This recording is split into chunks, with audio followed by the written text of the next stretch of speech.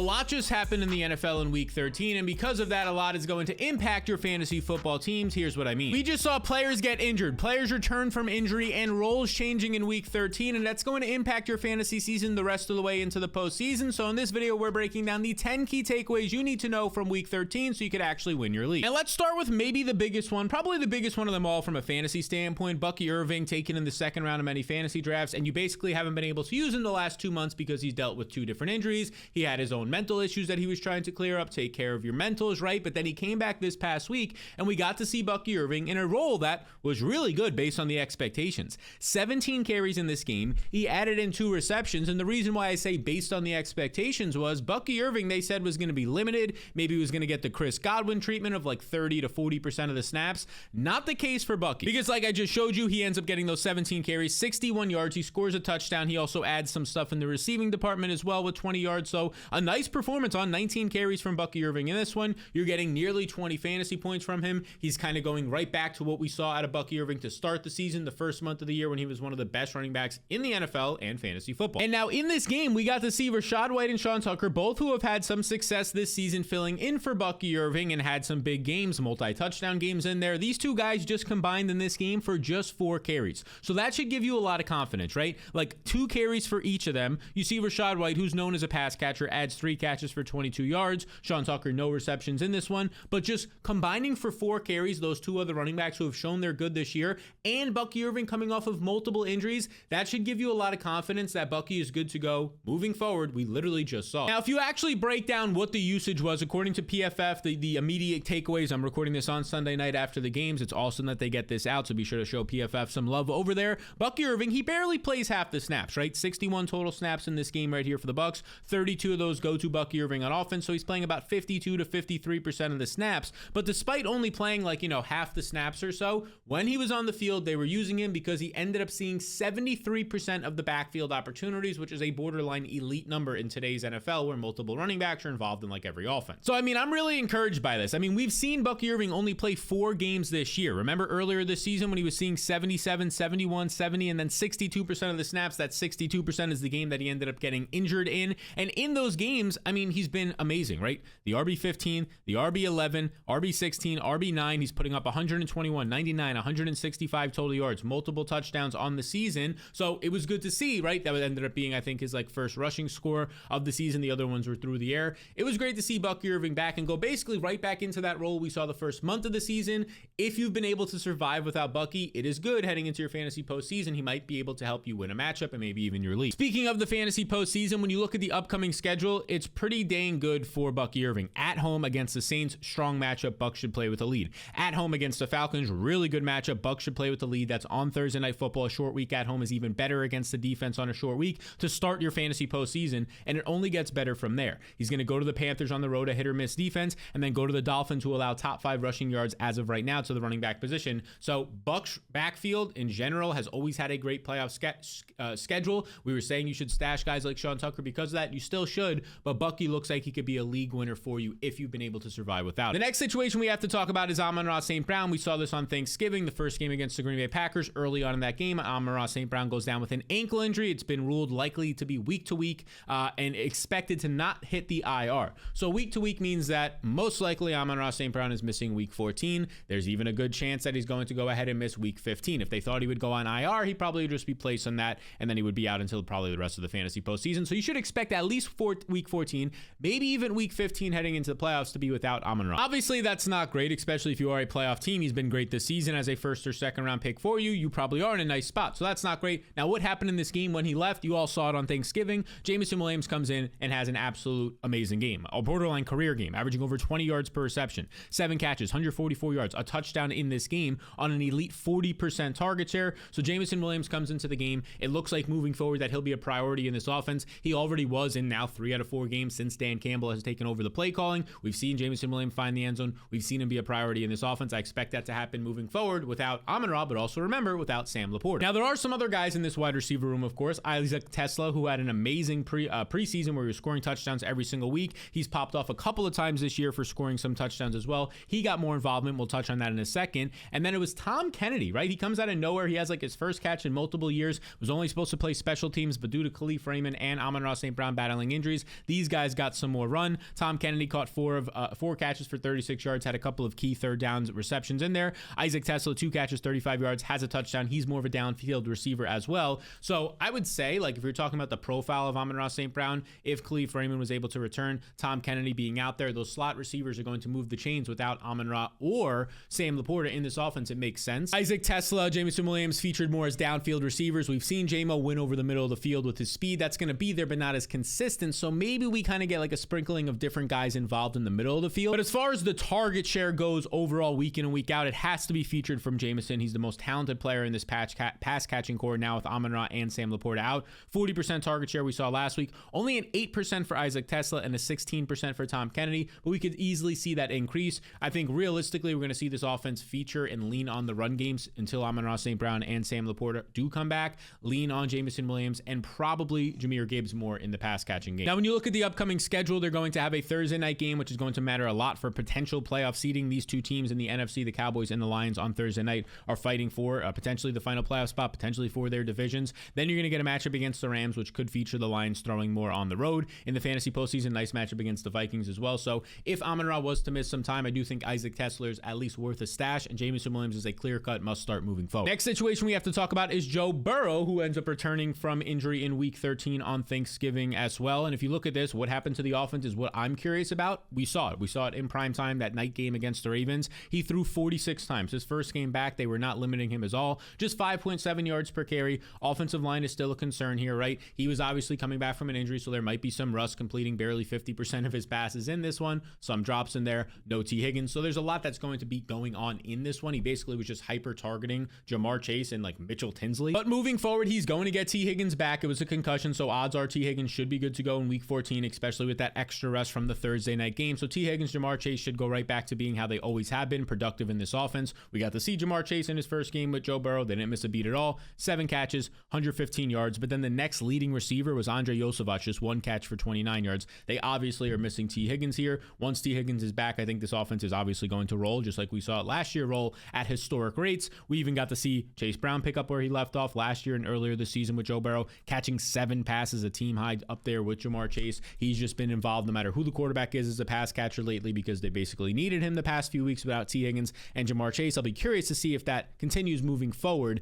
Probably will, since his defense is bad and they'll continue to play from behind. Bengals schedule moving forward, and this is awesome, especially if Joe Burrow was like dropped in your leagues and you know, he was available in like 55% of leagues a couple of weeks ago when it was kind of out of nowhere. He starts practicing and then he's playing. They're going to be facing the Bills, the Ravens moving forward. We just saw what he did against the Ravens in this past week. Now he's going to be at home. The Bills could force a potential shootout, and then in the fantasy postseason, you get that Ravens team, you get a bad Dolphins defense, and you get a bad Cardinals defense, ones that you can throw on. So Joe Burrow, if you stash him in your IR, if you picked him up off the waivers, this dude's a must start moving forward. All these matchups are going to have high totals and favorable matchups. Now, before we get into the next player, I've got something for the people watching who actually watch football, because I've teamed up with DraftKings Pick 6 to give you more ways to win while watching the games. Here's what I mean. All you do is pick more or less on 2 or more player stats, whether it's passing yards, touchdowns, stuff like that. And if your picks hit, well, you win. It's simple. There's no complicated rules. It's basically just you calling how a player performs and getting rewarded when you're right. Now, here's the part that you need to know. New DraftKings customers play $5 or more and get $50 in Pick 6 credits instantly. So if you're new to DraftKings Pick 6, you literally just play $5 or more and they'll drop $50 in Pick 6 credits into your account. All you have to do now is download the DraftKings Pick 6 app now to get in on the action, and make sure you sign up using promo code SAL to take advantage of this offer. In partnership with DraftKings Pick 6, the crown is yours. Next situation we got to talk about is the New Orleans Saints, because Alvin Kamara, we kind of talked about it last week, saying Devin Neal was a must-add because Kamara went down with injury. Kamara was not placed on IR, but he's also, like Amon-Ra St. Brown, considered week to week. So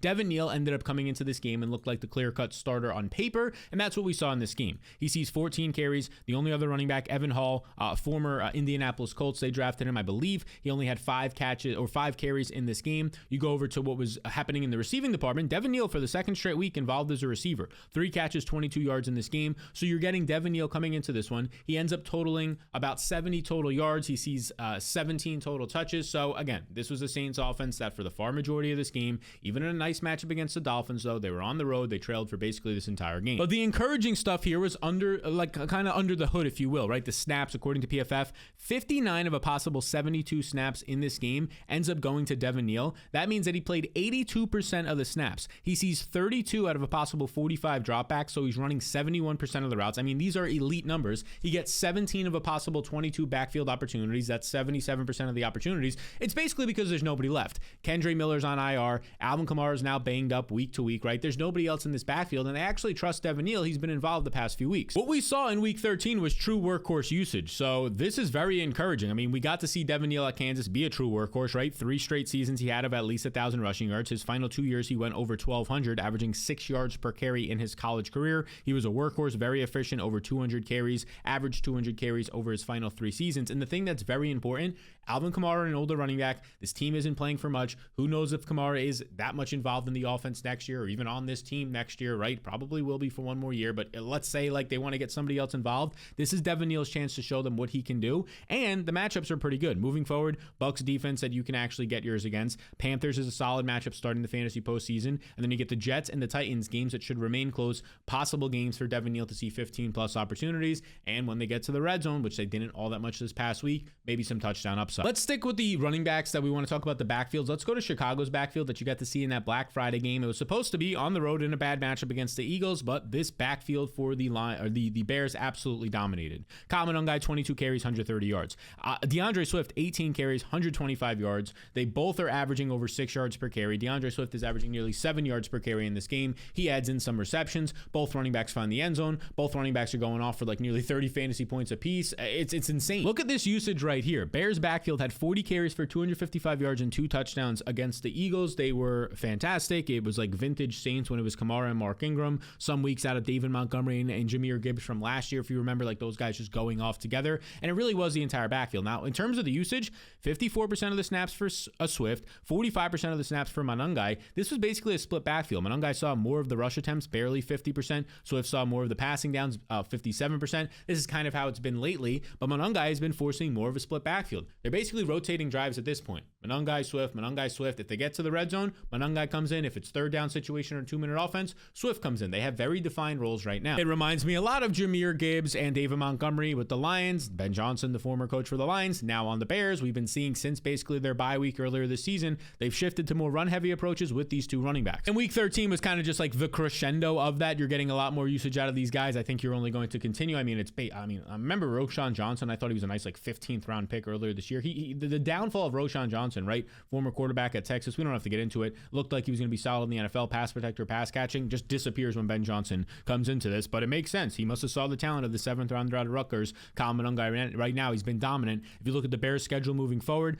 2 very big divisional matchups against the Packers. They're fighting for the division 2 out of the next 3 weeks. Matchup against the Browns is tough. Fantasy championship against the 49ers. All I'll have to say is the Packers defense, tackling is really good. Run defense has improved of late, but I will say you're probably starting Swift and Monangai moving forward. Unless you're just loaded and you have to stash them on your bench, which is a good problem to have. All right, next up, let's talk about Chase Brown. Now, I know we talked about the Bengals earlier with Joe Burrow coming back. Joe Burrow coming back, definitely going to help Chase Brown, although he was doing just fine with Joe Flacco in the past, right? But Chase Brown, I want to talk about him specifically because in this backfield this past week, Samaje Perine came back from injury. Perine had missed the past few games, and that's important. It doesn't seem important, but right before Perine got hurt for like a few games in there, Perine was seeing a lot of the usage. In some games, splitting the backfield. And right away on Thanksgiving night, Perine comes back and quietly, since Chase Brown had another nice game, people didn't see this, Perine quietly had 14 carries in this game. Now, he didn't do much with them. A lot of them were in short yardage situations, so he wasn't expected to do much, just 2.8 yards per carry. But Chase Brown, 15 carries to Samaje Perine, 14. So they split the backfield in terms of carries. Now, Chase Brown had 7 catches compared to Perine just 2. But Perine coming into this game, a game which the Bengals ran a lot of plays, they threw 46 times, but him coming off of injury and immediately seeing 16 touches is somewhat concerning for Chase Brown's ceiling. Like, don't get me wrong, Chase Brown still had a good game. You can see right here, Chase Brown is a demon over his last like 6-7 games. This past week, he had 113 total yards. And if you look at it, 130, these are like all of his games. 130 in week 12, 127 total yards in week 11. Their bye week, 112 total yards in week 9, 8, and 7. He's had at least 100 yards every single week total since week 7. He's been solid. He's been way more activated, whether it's Joe Burrow or Joe Flacco as a pass catcher as well in the offense, just like we saw towards the end of last season, that final 8 games where he was averaging like over 20 fantasy points per contest. But I will say, moving forward in games where they're not dropping back 46 times, which maybe Joe Burrow will just have to drop back 46 times because the defense is bad, right? That is the case. But when T. Higgins is back into the lineup and Mike Gesicki is another game healthier, and obviously Jamar Chase is going to see his 10 to 12 to 13 targets a game,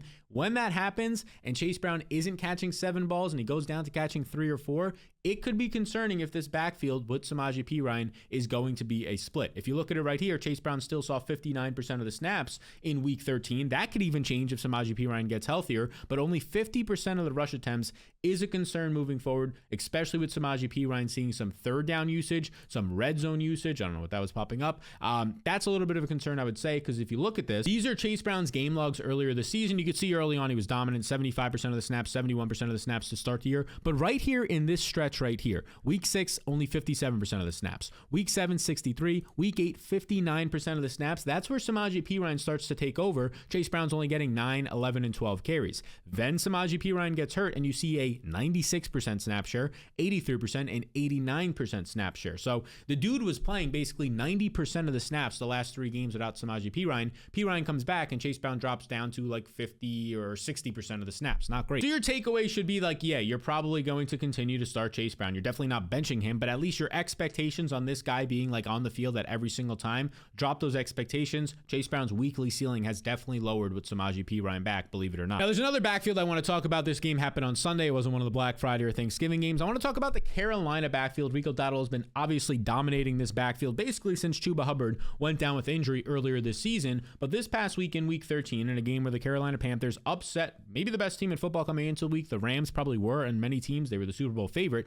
17 carries in this game for Chuba Hubbard, gets 83 yards. Just 18 carries in this game for Rico Dowdle, so they split the backfield, but he only gets 58 yards. He gets just 3.2 yards per carry. You scroll down to the pass catching work, both guys catch 2 passes. Chuba Hubbard just go for 41 yards compared to Rico Dowdle 21 yards. So you're seeing in this game, they still split the backfield, or I should say they go back to splitting the backfield after Rico Dowdle was the clear workhorse back the past few weeks. If we look at the usage here, you can see this team ran 64 plays, the Panthers in this one, very fun back and forth game with the Rams. 38 snaps went to Chuba Hubbard, just 27 snaps for Rico Dowdle. The craziest part about this is Rico Dowdle had 20 touches in this game on just 27 snaps. So if Dowdle was on the field, he was getting the ball. Now, I will say, if you were watching the game, they said that Rico Dowdle looked a little bit banged up, like he hurt his shoulder, he came out for a play, he went back in, so I wouldn't be shocked to see him pop up on the injury report. And maybe that alone just explains this usage, but we can't just go in there and like make it disappear what Chuba Hubbard did in this game. I mean, the dude went out there, and on his 19 touches, he ends up going for 127 total yards, so he's averaging like 6 yards per touch, highly efficient. In a game where they needed a pass-catching running back, he showed that he is still a highly talented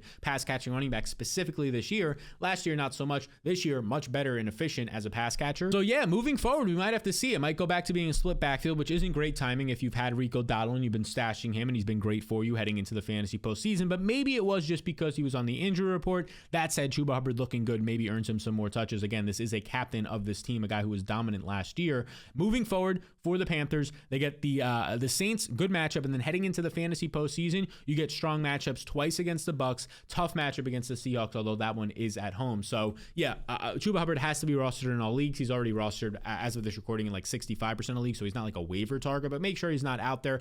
Has to be rostered. And then I would track those injury reports just to see if anything pops up for Rico Dowdle. Now, before we get into the next guy, a wide receiver coming back from injury who definitely impacted his team's target shares, I just want to let you know, if you want to get completely free a waiver wire guide that I built for you for week 14, the #1 waiver ad at every position, you can check it out right now completely free. It's linked down below. That link will take you to this page, and if you just want to type in the link, it's waiverwins.com. It takes you to this page right here. You just enter your email, and then I'll send you this free guide, the #1 waiver ad at every single position for week 14 and the rest of the season. I'll update it every week for you and send it to you right to your inbox. Once you enter your email, it'll go there. If you don't see it, just check your spam or promotional folders after a couple of minutes. All right, now that wide receiver I was talking about is Marvin Harrison, the former first-round pick out of Ohio State for the Arizona Cardinals, because he was coming back from appendicitis. He had his appendix removed. He missed the past 2 games. During that time, Michael Wilson became one of the best wide receivers in the NFL with back-to-back 10-catch, 100-yard performances. So there was a lot of questions on what's going to happen with Marvin Harrison back. This team obviously has a lot invested in him, but also Jacoby Myers is like a fill-in quarterback who loves throwing to Michael Wilson, it seems. So what's going to happen? Well, it seemed like right away in this game, it was the Marvin Harrison show. He ended up the game with 6 catches for 69 yards, but he had like 3 to 4 catches right away in the first drive or two. Seemed like he was going to be back to being the clear-cut #1 receiver on this team.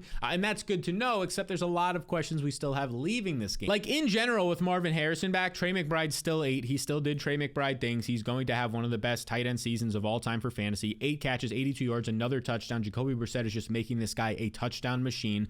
But the big question was, what happens to Michael Wilson in this game? The guy who had 185 yards, then 110 yards, 10 plus catches in both of those contests the last 2 weeks. He's been a potential waiver wire league winner, turning your season around the last 2 weeks. What's going to happen with him? Well, the honest truth is not a lot of good things, at least in this game. Just 3 catches for 36 yards. He did see 7 targets in this game, so that's at least worth mentioning, right? He sees a team high 7 targets. He actually ran the most routes at 43, played the most snaps at 57.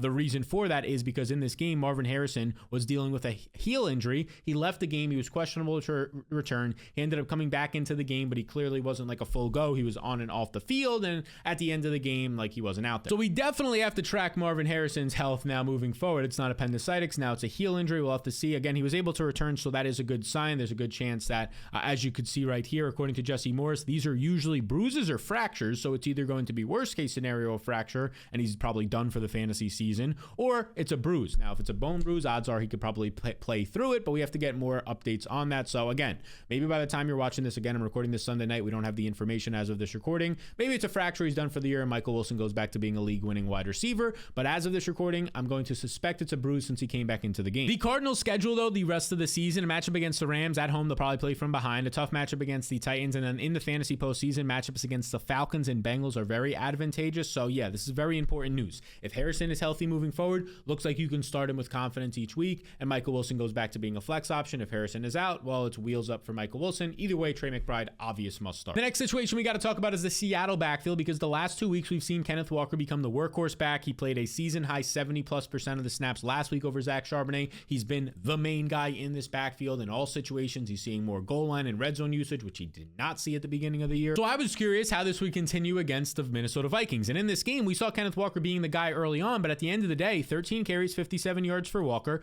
14 carries, 52 yards for Zach Charbonnet, including a red zone touchdown for Charbonnet in this game. Walker added 3 catches for 18 yards. Charbonnet didn't have any catches. So at the end of the day, Walker had 16 total touches in this game. Charbonnet had 14. He found the end zone. So that's not ideal. But what is good to see is that Walker still was seeing the majority of the snaps here. 67 total snaps on this team. 37 went to Walker. Let's also keep in mind this game against the Vikings where they were starting like Max Brosner. It was disgusting. The Seahawks were up 26-0. They were up the entire game, 13-0 a half. They basically pulled a lot of their starters late in this game in the fourth quarter. That's why you're getting Myles Gaskin playing a couple of snaps, fullbacks playing more snaps than usual, right? So Kenneth Walker probably would have played even more snaps. He ends up finishing with a possible 37 played snaps out of 67 total plays, which comes out to about 55% of the snaps. But if it wasn't a blowout, he was probably going to be in there for like 60 to 65% of the snaps. So still a really strong role here, especially in the first half of that game when it was a little bit closer. He was the primary back on the field in like most situations. So although it's going to look like it went back to a split backfield, carries wise, it definitely did. Charbonnet kind of got somewhat garbage time in that late third quarter when the game was already over. Keep in mind, this is a team that seems like they've been wanting to, and they've been vocal about keeping Kenneth Walker fresh and healthy, since it looks like they're definitely going to the postseason, or going to be a factor in the postseason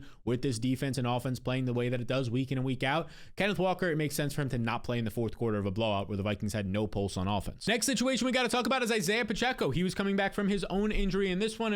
I was curious to see like what would his role be right away. Well, his role was basically nothing. In this game on Thanksgiving, the most watched game of all time, regular season against the Dallas Cowboys, 14 carries for Kareem Hunt, 58 yards. Isaiah Pacheco gets just 3 carries in his game. His over-under in this game was 8.5 carries. He got nowhere near that with just 3. And if you want to see right here, Fantasy Life snap counts overall, 67% of the snaps for Kareem Hunt, just 27% for Isaiah Pacheco. 70% of the backfield carries continue to go to Kareem Hunt. Isaiah Pacheco just 15%. Now, here's the deal. Maybe this was just a ramp-up game. It probably was for Isaiah Pacheco, but at the end of the day, Kareem Hunt was very much involved in this offense last year and this year, even when Pacheco was healthy. And Kareem Hunt heading into week 13 was very strong for this team. In those 3 games from weeks 9 through 12, right here on the left side of the screen, according to the RotoViz game splits tools, 15.9 fantasy points per game for Kareem Hunt, 18 carries per game. They were leaning on him, and over 70 rushing yards per game. He was very efficient during the span, averaging right around like 5 yards per carry or so. So I wouldn't be shocked if moving forward, Kareem Hunt, the guy who's been able to stay healthy, the guy who for the past year and a half has been basically the workhorse back on this team. They trust him, especially in the red zone. Wouldn't be shocked if he continues to be the RB1. Not encouraging first game back for Pacheco, but not the end of the world, because maybe there's a chance he gets ramped back up. I would say the good news is that with Isaiah Pacheco back, we basically saw Brashard Smith get completely factored out. His over-under in this game was 17.5 receiving yards, which was just an absolute joke. He ended up actually playing a snap, right? He comes in here, he plays 70% of the snaps, which let me see how many total snaps that was. So he plays 4 total snaps. Now, if he didn't play any snaps in this game, it would have been a void on the bets for you guys out there. Myself, my brother, we ended up taking the under 17.5 receiving yards. So we were like panicking, trying to see, did he even play a snap? Thankfully, he played 4. But the good news for Pacheco is Brashard Smith was basically factored out of the offense. This was a guy who was playing, not a lot of snaps, but maybe 10 to 15 to 17 to 18 snaps, depending on the game script in previous weeks. Looks like Pacheco clears him, which is good to see. This was expected, but it's good to see that it actually happened. Maybe if you're an Isaiah Pacheco fantasy manager, there's some hope that his role will get ramped up as the weeks go on. The next thing I want to touch on is CJ Stroud. He came back from a concussion. He missed 3 games with a concussion. Probably the only reason why he missed that 3rd game was because it was the short week against the Bills, but I wanted to see what this offense would look like, right? Over the past couple of weeks, we've seen Nico Collins get unlocked, Jaden Higgins, some other guys get unlocked in this offense with Davis Mills. Does that continue with CJ Stroud? You would think it would, and Stroud looked good in his first game back. 22 of 35 passing, 276 yards. Didn't have any touchdowns, but he averaged nearly 8 yards per attempt, and it didn't really matter that he didn't have touchdowns because Nico Collins, 5 catches, 98 yards, found the end zone as a rusher. And the big thing here for me was what was going to happen with Dalton Schultz and Jaden Higgins with CJ Stroud back, because both Jaden Higgins, the rookie, the 2nd round pick out of Iowa State, and Dalton Schultz were having very good seasons the last month of the year or so without CJ Stroud and with Davis Mills. Was that going to continue? Well, we got to see that in week 13 because the rookie caught 5 balls for 65 yards, continued to be highly involved, and Dalton Schultz had a team high 7 catches for 55 yards. Both remain fantasy relevant. Schultz continues to be a tight end that you can start, a low end tight end 1 in fantasy, and Jaden Higgins continues to be a guy in like your 2 or 3 flex leagues, your deeper leagues that you can start as well. In terms of the Texans schedule moving forward, a big matchup in terms of playoffs implications against the Chiefs upcoming on Sunday night next week. So that could be a spot where they're throwing a lot. Good matchup against the Cardinals in the fantasy postseason as well as the Raiders. So it's a good matchup moving forward for these Texan players. Obviously, you're starting Nico Collins and now Dalton Schultz and Jaden Higgins. We got the confirmation with CJ Stroud finally back that you can start those guys. And Stroud himself, if you're in a bind, especially with some teams on bye in week 14, could be a streamer option for you at QB. All right, so these are the key takeaways from week 13 that are definitely going to impact the rest of the fantasy season, definitely going to impact the waiver wire and the fantasy playoffs. Now, I'll have the week 14 waiver wire video up on Tuesday morning, and when it's up, it'll pop up right here. If it's already out, you can check it out. If not, come back to the channel and make sure to check it out. You can make sure to also hit the subscribe button. It takes 2 seconds of your time. I appreciate you all tuning into this video. We're close to the fantasy postseason. We're like 1 week away. It starts in week 15 for most people, so let's get this final win in week 14, punch our tickets to the postseason or get our buys and move forward. Appreciate you all tuning in, and I'll see you in the next one.